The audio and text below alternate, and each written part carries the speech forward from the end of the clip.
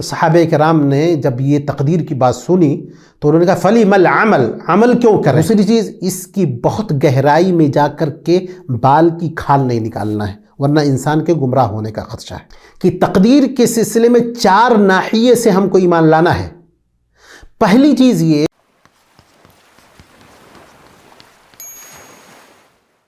پانچواں رکن ہے یوم آخرت پر ایمان لانا، یعنی ایک بندے مومن اس بات پر ایمان رکھے کہ مرنا ہے، اسے قبر میں رہنا ہے، برزخ کی زندگی جس کو کہتے ہیں، اس میں عذاب اور نعمت دونوں ہو سکتی ہے اس کو، پھر اس کے بعد اس کے لیے نشر ہوگا، حشر ہوگا، یعنی قبر سے اٹھایا جائے گا، پھر ایک جگہ جمع کیا جائے گا، حساب ہوگا، کتاب ہوگا۔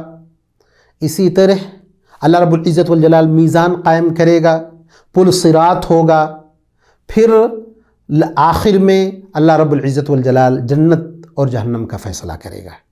تو ان ساری چیزوں پر ایک بندے مومن کو یقین رکھنا ہے، اعتقاد رکھنا ہے، ایمان رکھنا ہے کہ آخرت کا سفر جو قبر سے شروع ہوتا ہے اور فیصلے تک ختم ہوتا ہے، اور اس کے درمیان جتنی بھی چیزیں ہونے والی ہیں سب پر بعینہ ہی ایمان لانا ہے، اور ان میں سے کسی چیز کا انکار یہ ایمان کو ختم کرنے والی چیز ہوگی۔ تو یوم آخرت کی بات ہوئی۔ اس میں چھٹی چیز، جو چھٹا رکن ہے، وہ ہے تقدیر پر ایمان لانا۔ تقدیر اچھی بھی ہو سکتی ہے، بری بھی ہو سکتی ہے، یعنی تقدیر بذات خود اچھی بری نہیں ہوتی ہے، بلکہ انسان کے ساتھ جو معاملہ ہوتا ہے وہ معاملہ اچھا یا برا ہو سکتا ہے، اس اعتبار سے وہ کہہ سکتا ہے کہ تقدیر اچھی یا بری۔ اس میں تقدیر میں چند چیزوں پر دھیان دینا بہت ضروری ہے۔ پہلی چیز یہ ہے کہ تقدیر یہ اللہ کے راز میں سے ایک راز ہے۔ دوسری چیز، اس کی بہت گہرائی میں جا کر کے بال کی کھال نہیں نکالنا ہے، ورنہ انسان کے گمراہ ہونے کا خدشہ ہے۔ تیسری چیز یہ ہے کہ تقدیر کے سلسلے میں 4 ناحیے سے ہم کو ایمان لانا ہے۔ پہلی چیز یہ کہ جو کچھ دنیا میں ہے، ہو چکا ہے، یا جو کچھ آنے والا ہے، سب کا علم ازلی طور پر رب العزت والجلال کو ہے۔ پہلی چیز، یعنی اللہ کا علم تمام چیزوں کے سلسلے میں کامل، مکمل اور بہتر طریقے سے، اور ہمیشہ تھا، ہمیشہ رہے گا۔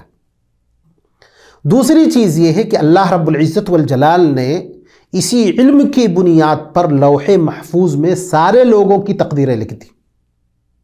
لوح محفوظ، اور حدیث میں آیا ہوا ہے اول ما خلق اللہ القلم، اللہ نے سب سے پہلے قلم کو پیدا کیا، فقال له اکتب، قلم کو حکم دیا لکھ دے۔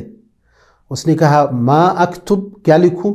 آپ اللہ تبارک و تعالیٰ نے فرمایا اکتب ما ہوا کائن الی یوم القیامہ، کہ قیامت تک جو کچھ ہونے والا ہے سب لکھ ڈال۔ حدیث میں آتا ہے کہ اللہ رب العزت والجلال نے آسمان و زمین کے پیدا کرنے سے 50,000 سال پہلے یہ حکم اس کو دیا تھا قلم کو۔ وَكَانَ عَرْشُهُ عَلَى الْمَاءِ، اور اللہ کا عرش پانی پر تھا اس وقت۔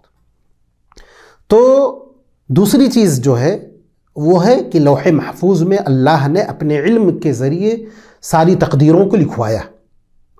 تیسری چیز یہ ہے اللہ کی مشیت، دنیا میں جو کچھ ہو رہا ہے، ہوگا، ہو چکا ہے، سب میں اللہ رب العزت والجلال کی مشیت تھی، یعنی اللہ تبارک و تعالی چاہتا تھا اس چیز کو۔ اللہ کی مرضی کے خلاف دنیا میں ایک پتہ بھی نہیں ہلتا ہے۔ وَمَا تَشَاءُونَ إِلَّا أَن يَشَاءَ اللَّهُ رَبُّ الْعَالَمِينَ، تم جو بھی کچھ چاہو کچھ نہیں ہوتا الا کہ اللہ رب العزت والجلال جو چاہے وہی ہو کر کے رہتا ہے۔ تو یہ مشیت پر بھی ہمارا ایمان ہونا ضروری ہے، یعنی تقدیر کے سلسلے میں جو 4 چیزیں تھیں، ایک علم، دوسرا لوح محفوظ میں اس کو رجسٹرڈ کرنا، لکھنا، اور تیسرا ہے اللہ کی مشیت۔ چوتھی چیز ہے کہ رب العزت والجلال ہر چیز کا خالق ہے۔ قرآن کریم میں اللہ خالق کل شیء، اللہ ہر چیز کا خالق ہے، پیدا کرنے والا ہے۔ دوسری جگہ ہے واللہ خلقکم وما تعملون، کہ اللہ نے تم کو بھی پیدا کیا اور تمہارے اعمال کو بھی پیدا کیا، جو کچھ تم کرتے ہو انجام دیتے ہو سب کو رب العزت والجلال نے پیدا کیا ہے۔ تو یہ 4 چیزیں تقدیر کے سلسلے میں یاد رکھنی چاہیے۔ اس میں ایک اور چیز، تقدیر پر ایمان کا مطلب یہ نہیں ہے کہ انسان اسباب نہ اختیار کرے، بلکہ اسباب اختیار کرنا یہ تقدیر میں سے ہے۔ اور نبی اکرم صلی اللہ علیہ وسلم کی پوری زندگی اسی کا بہترین نمونہ ہے کہ آپ نے اسباب اختیار کیا، اور اسباب اختیار کرنے کے بعد رب العزت والجلال کے بھروسے پر وہ چیز چھوڑ دی۔ اور حدیث میں یہ بھی آتا ہے کہ صحابہ کرام نے جب یہ تقدیر کی بات سنی تو انہوں نے کہا فَلِمَ الْعَمَلْ، عمل کیوں کریں؟ تو آپ صلی اللہ علیہ وسلم نے فرمایا، جیسا کہ بخاری کی روایت ہے، اعملوا فَكُلٌّ مُيَسَّرٌ لِمَا خُلِقَ لَهُ، عمل کرتے رہو کیونکہ تمہاری تقدیر میں جو چیز لکھی ہوئی ہے وہ تمہارے لیے آسان بنا دی جائے گی اور تم عمل کر لو گے۔ اس میں ایک اور بات کہ تقدیر یہ بہانہ نہیں ہے غلطیاں کرنے کا، جس کو سلف نے کہا ہے القدر لا يحتج به على المعائب وانما يتسلى به في المصائب، کہ کوئی آدمی غلطی کرے تو یہ نہیں کہے کہ میری تقدیر میں لکھا ہوا تھا اس لیے میں نے گناہ کیا، اس کے ذریعے وہ بہانہ نہیں تراش سکتا ہے۔ البتہ مصیبت جب پہنچے اس کے اوپر، اس کو کوئی نقصان ہو جائے، تو وہ یہ کہہ سکتا ہے کہ میری تقدیر میں یہ بات لکھی ہوئی تھی۔